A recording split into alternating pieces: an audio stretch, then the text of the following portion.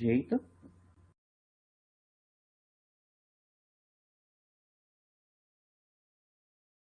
Olá, futuro do Brasil e adjacências. Tudo bem? Hoje nós vamos finalizar, o segundo reinado. Vamos falar sobre a crise do segundo reinado e a proclamação da República. Bem, lindos, na aula passada nós já havíamos falado, sobre a questão religiosa. Vamos só, voltar aí para poder pegar todo esse viés aí de crise do segundo reinado. Então, a questão religiosa, a igreja estava insatisfeita com a questão que eu tinha mencionado com vocês aqui, do padroado e do beneplácito, beleza? O padroado, que dava ao imperador o direito de escolher os cargos mais importantes da igreja no Brasil, e o beneplácito, que fazia com que as ordens estabelecidas pelo Papa antes passassem pelo imperador, Ou seja, Dom Pedro II tinha que dar um aceite, nas determinações do Papa. E foi justamente esse ponto, o ponto do beneplácito, que ocasionou o rompimento entre a Igreja e o governo de Dom Pedro II. O Papa, o Pio IX, ele lançou a Bula Syllabus, beleza?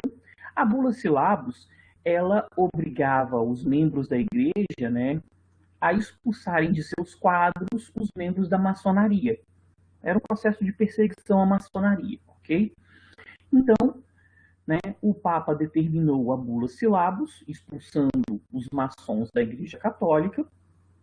Só que Dom Pedro II, como nós já havíamos falado anteriormente, Dom Pedro II, ele era maçom, beleza? Então, por isso, valeu, um abraço. Ele era maçom, então ele não aceitou, ele não deu beneplácito para essa Bula Syllabus, beleza? Então, no Brasil não valia essa determinação. Só que os bispos de Olinda e Belém descumpriram essa regra, beleza? Eles foram lá e retiraram os membros, da igreja que faziam parte da maçonaria. Dom Pedro foi lá e mandou prender os dois. Logo depois, Dom Pedro deu a anistia, perdoou, libertou esses dois bispos. Mas foi um estopim aí para a igreja romper com o Estado, beleza? Então, a partir da Bula Syllabus e desse episódio aí da prisão dos bispos de Olinda e Belém, nós tivemos o rompimento da igreja com o governo de Dom Pedro II. Então, o primeiro alicerce nós quebramos aí com Dom Pedro, beleza?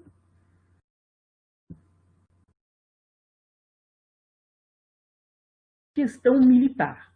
Bem, a questão militar também é importantíssima. Nós começamos a falar dela lá na Guerra do Paraguai, no finalzinho da Guerra do Paraguai, beleza? Quando eu falei com vocês que esses militares voltaram para o Brasil defendendo principalmente a ideia de república. Eles lutaram ao lado de repúblicas e queriam estabelecer uma república no Brasil também.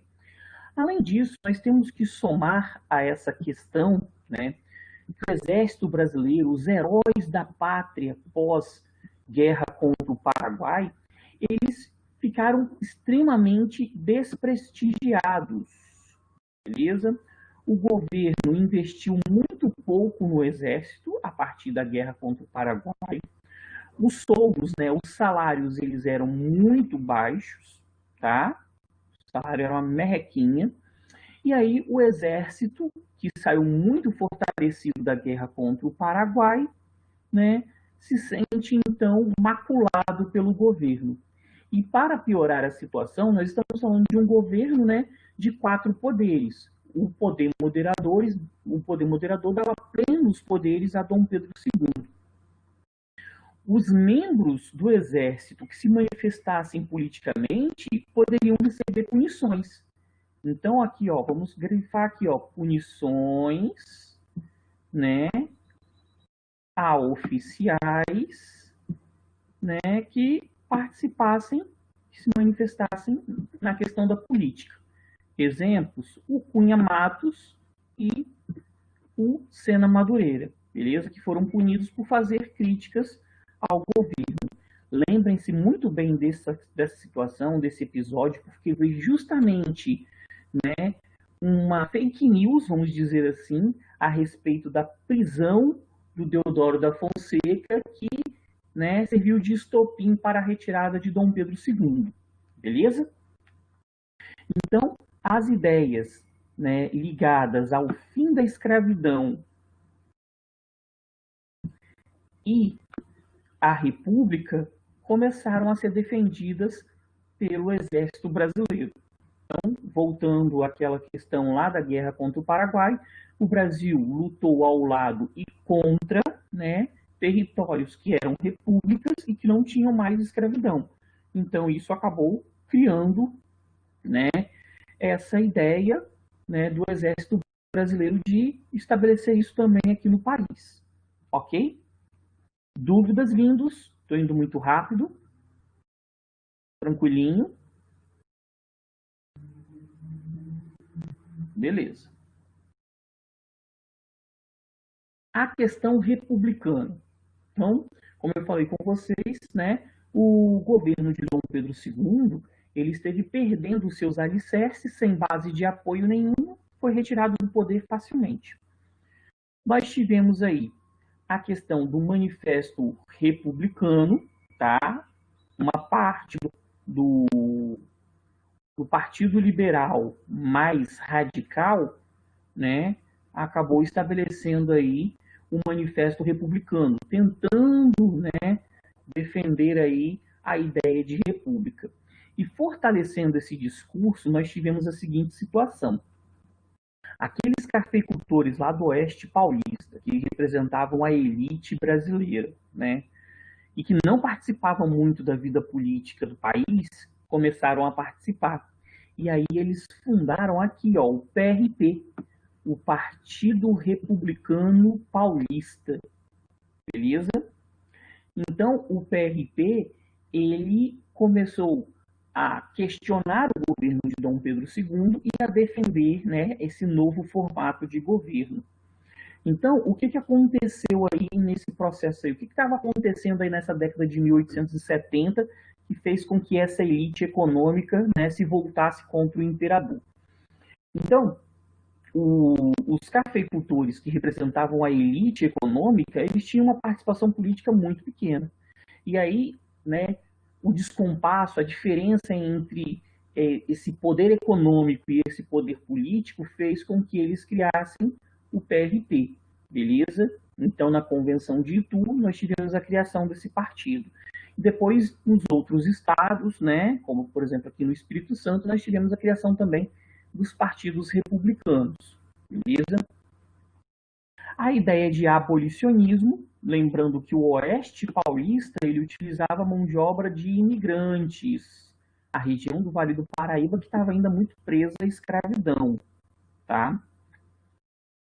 O federalismo, que seria a questão da autonomia, tá? Então, autonomia aos estados, às províncias. E, né, as classes médias urbanas também se sentiam um pouco representadas pelo governo. E aí nós temos a questão da defesa da República para o Brasil, né? A República seria a solução para os problemas políticos do país.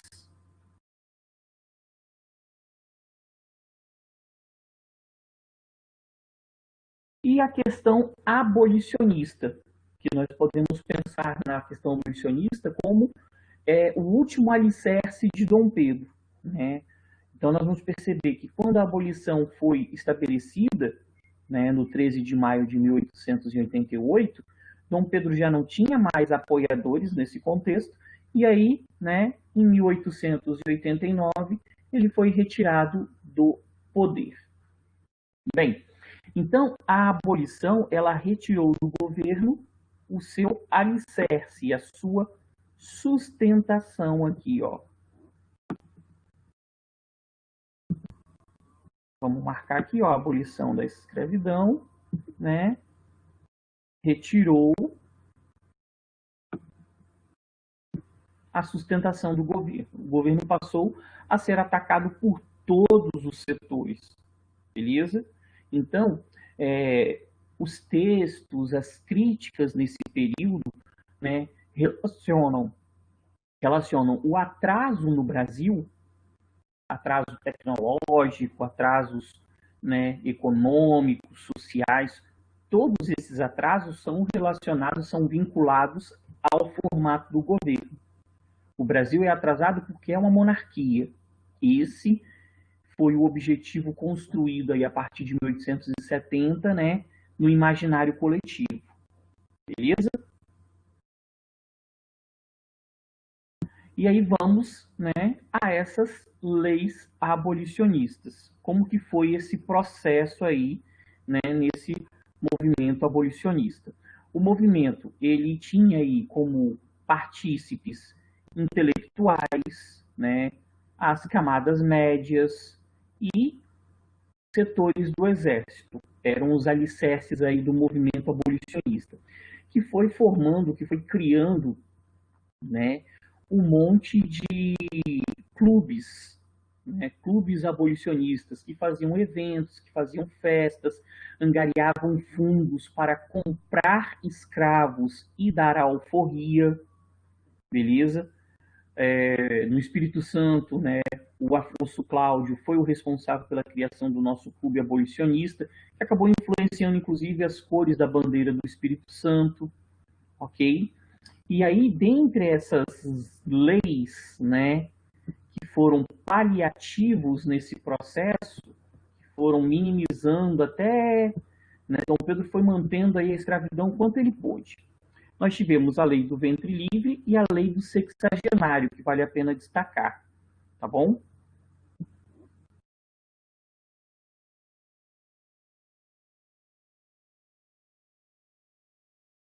Opa, voltando aqui. Vamos lá, lei do ventre livre. A lei do ventre livre, ela estabeleceu, né, que a partir de setembro de 1871, as crianças nascidas aí, elas seriam livres. Só que aí nós temos que fazer uma certa crítica a esse processo, né? Por quê? Esse recém-nascido tinha que ficar com a mãe. E aí foram sendo estabelecidos acordos. Os senhores de escravos, eles aceitavam que a criança ficasse com a mãe, porém essa criança teria que pagar uma indenização. Para ela ficar com a mãe do nascimento até os 6 anos, sendo sustentada pelo fazendeiro, essa criança tinha que trabalhar até os 18 como escravo, né? Então, a lei do ventre livre aí foi um paliativo de um paliativo, beleza? Quais os reflexos, né, da lei do ventre livre aí? Nós tivemos um aumento significativo da mortalidade infantil, né? Muitas crianças passaram a ser abandonadas para não terem que entrar nesse acordo, né, de ficar com as mães e terem que ser escravos até os 18 anos. Então, muitas crianças foram abandonadas. E a mortalidade infantil, né, lá em cima, né, porque o Senhor não permitia que a mãe cuidasse da criança, ok? Então, a lei do ventre livre, nós temos que pensar sempre na questão, né, dos prós e contras, tá? Tem que fazer uma crítica a essas leis aí, tem que, né, interpretar essas leis. A Saraiva Cotegibe, ou também lei do sexagenário, também foi em setembro, né, mais de 1885, tá? Essa estabeleceu que os escravos com mais de 60 anos, né, estavam livres. Só que aí nós temos umas questões aí a refletir, né? A vida útil, vamos dizer assim, de um escravo, ela era muito curta, eles eram muito explorados. Era uma jornada muito dura de trabalho. Então, quando o escravo chegava aos 60 anos, né, ele já estava assim exausto. Ele já não conseguia exercer, né, atividades relacionadas ao trabalho. Então, os senhores, né, eles ganharam com a lei do sexagenário o direito de dispensar esse escravo, que muitas vezes ele era um custo a esse senhor, beleza? Então, nós tivemos um monte de abandonos de idosos com a lei do sexagenário, tá? Lembrando aos senhores que essa lei, ela foi reflexo também da seguinte situação. O Ceará e o Amazonas acabaram com a escravidão antes do restante do Brasil, beleza? Em 85, no Ceará, nós já não tínhamos mais escravidão. Nós vamos perceber, inclusive, que grupos mais radicais de abolicionistas, eles compravam ou sequestravam esses escravos e mandavam para o Ceará, porque no Ceará já não tinha mais escravidão, ok? Então, para garantir a libertação desse escravo, beleza? Então, nós temos aí essas observações. E que grupos, né, eram mais radicais aí dentro do movimento abolicionista? Os caifazes aqui, ó. Opa, ficou meio tortinho, vamos voltar aqui. Volta, isso. Os caifazes, beleza? Eles representavam esse grupo aí mais radical, né? Que, entre aspas, sequestravam esses escravos, mandavam para o Ceará, já que no Ceará já não tinha mais escravidão, e aí esse negro teria a liberdade, ok? E por último, dentro desse processo aí da questão abolicionista, a Lei Áurea, beleza? Então, o 13 de maio de 1888. Estabeleceu o fim da escravidão sem indenizações, o que deixou a elite bem satisfeita. Mas nós temos que entender que a Lei Áurea, né, ela teve o seu passo valoroso, ela acabou com a escravidão no Brasil, porém, contudo, todavia, entretanto, ela não inseriu o negro na sociedade, beleza? Então, não houve, no processo aí de fim da escravidão no Brasil, né, uma política de inserção desse negro. Houve, pelo contrário, a marginalização. E aí nós tivemos algumas situações que foram assim bem cruéis, né? Quando a abolição foi estabelecida, né, os negros deixaram as fazendas, felizes da vida, foram, né, tentar a sua sorte. Depois de algum tempo, alguns, né, retornavam a essas fazendas e pediam para voltar a ser escravos, porque como escravos eles tinham pelo menos a comida. Beleza? Isso por quê? Porque esse negro ele foi marginalizado nesse processo. Beleza? Ele não foi inserido na sociedade. Ok? Então nós temos aí uma falsa impressão com a Lei Áurea de que negros e brancos no Brasil teriam os mesmos direitos. Tá? E aí desencadeou para o governo de Dom Pedro também a Lei Áurea a crise política e a crise final para o desfecho do golpe, né, que estabeleceu a República, ok? Então a Lei Áurea, né, ela libertou o escravo, mas não o inseriu na sociedade. Esse foi o grande ponto, da grande falha da Lei Áurea, de não ter pensado numa política para inserir o escravo, para abraçar, né, o escravo e colocá-lo dentro da sociedade brasileira, ok? Então, né, fizemos aí uma análise aí dessas três leis abolicionistas. E aí vamos ao processo de proclamação da República. Sim, Letícia, começou aí o processo de favelização, mas vale a pena a gente lembrar que esse processo ele foi muito acelerado, né, principalmente no governo, já na fase da República, né, do Rodrigues Alves. Tá? O Rodrigues Alves ele se juntou com o prefeito do Rio de Janeiro, Pereira Passos, e eles iniciaram um processo de modernização do Rio de Janeiro. Para isso, né, eles foram alargando as ruas, despejando pessoas, né, tomando esses imóveis. Essas pessoas, elas aceleraram esse processo de favelização que havia sido iniciado com a abolição, beleza? Por conta dessa marginalização. As pessoas precisavam ficar perto, por exemplo, do centro do Rio de Janeiro, mas não tinham condições de viver na cidade. e aí foram vivendo nas encostas, nos morros, né, em habitações bem simples e de uma maneira bem desorganizada, tá? Ótima observação. Então, lindos, aqui, ó, vamos à proclamação da República. Bem, Dom Pedro II, né, já com toda essa crise política, sem base de apoio nenhuma, ele tentou até estabelecer uma série de reformas, né, inspiradas em ideias republicanas, trazendo uma ideia de abertura política, né, utilizando o Visconde de Ouro Preto. Só que essas reformas não foram aceitas, né? Dom Pedro vai perdendo aí o seu apoio, né, no parlamento, ele já não consegue mais garantir aí a estrutura de dominação com o poder moderador. Então, essa reforma ela estabelecia a autonomia das províncias, liberdade de culto, de ensino, né, Senado temporário, fim do Senado vitalício, tá? Essas reformas elas foram negadas e aí Dom Pedro utilizou o poder moderador, beleza? Então, assim,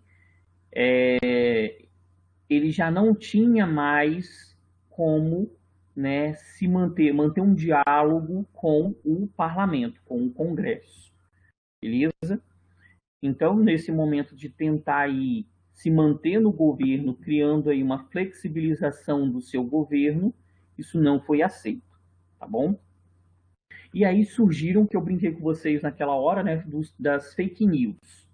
Começaram a surgir muitos boatos nos jornais, que pertenciam inclusive à elite econômica, né, de que Dom Pedro tinha determinado prisões de militares, beleza? Principalmente que Dom Pedro tinha determinado a prisão de Deodoro da Fonseca. Quando, né, essas notícias se popularizaram, Deodoro da Fonseca acreditou ou se fez acreditar, né, nessas notícias, e aí nós tivemos a deposição de Dom Pedro, beleza? Então, no 15 de novembro, nós temos aquele episódio, né, brutal, Deodoro da Fonseca invadindo o palácio do governo, chutando a porta e estabelecendo a República no Brasil. Beleza? Faltou só um detalhe: Dom Pedro está no palácio para, né, saber disso. Inclusive, nós teríamos que ter um feriado aí duplo, né? Dia 15, proclamação da República, e dia 16, ficar sabendo da proclamação da República. Porque Dom Pedro só ficou sabendo no dia 16 que ele já não era mais imperador e que ele deveria deixar o Brasil, né, o mais rápido possível. Ele foi retirado do país, né? Ele foi exilado do Brasil, não poderia voltar. Se ele voltasse ou se alguém da família real voltasse ao Brasil, né, seriam presos, tá? Isso até durante a fase da Primeira República, beleza? E aí, nesse episódio, nós temos um autor muito bacana, o José Murilo de Carvalho, que tem uma obra chamada Os Bestializados, né? A República que, se eu não estou enganado, ninguém viu. Ele parte, né, da ideia do Aristides Lobo, que era um jornalista da época, que fez uma observação, né?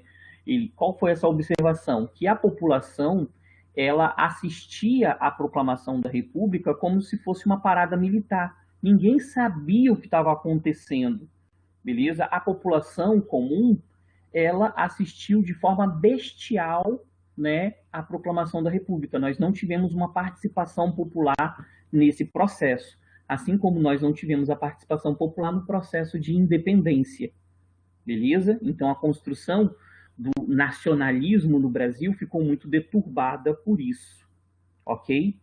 Então, o Marechal Deodoro, né, fez esse processo, nós tivemos essa marcha, as pessoas achando que era uma parada militar, assistindo feliz da vida, não sabiam o que estava acontecendo. Nós tivemos a invasão ao palácio, né, e um único disparo. Um assessor de Dom Pedro ficou lá mais enfurecido e tomou um tiro no bumbum, beleza? Então, um único disparo, um tiro no bumbum. Dom Pedro estava em Petrópolis, né? Ele preferiu o clima de Petrópolis, mais agradável, só ficou sabendo que ele já não era mais imperador no dia 16, por isso do nosso feriado duplo aí que eu mencionei, beleza? E aí Dom Pedro e a família real, né, em dezembro de 1889, né, saíram do Brasil para o seu exílio, beleza? E aí nós tivemos o estabelecimento da República no Brasil, ok? Então, um golpe liderado pelo Marechal aqui, né, Deodoro da Fonseca, ok? E aí, como nós não tivemos participação popular, como nós não tivemos grandes conflitos nessa construção de nacionalismo, nós vamos perceber que após a proclamação da República, nós temos a construção de heróis, como a figura do Tiradentes, beleza? O Tiradentes como um herói nacional foi construído pós a proclamação da República por conta dessa ausência aí, né, dessas figuras, dessa brasilidade, beleza? Alguma dúvida, futuro do Brasil? Hein? Vamos lá, meus lindos, falem agora ou falem depois. Não? Tranquilos? Então, beleza, né? Vamos fechar aqui, então, né, a nossa crise do segundo reinado e a proclamação da República. Não esqueçam de deixar o like, beleza? E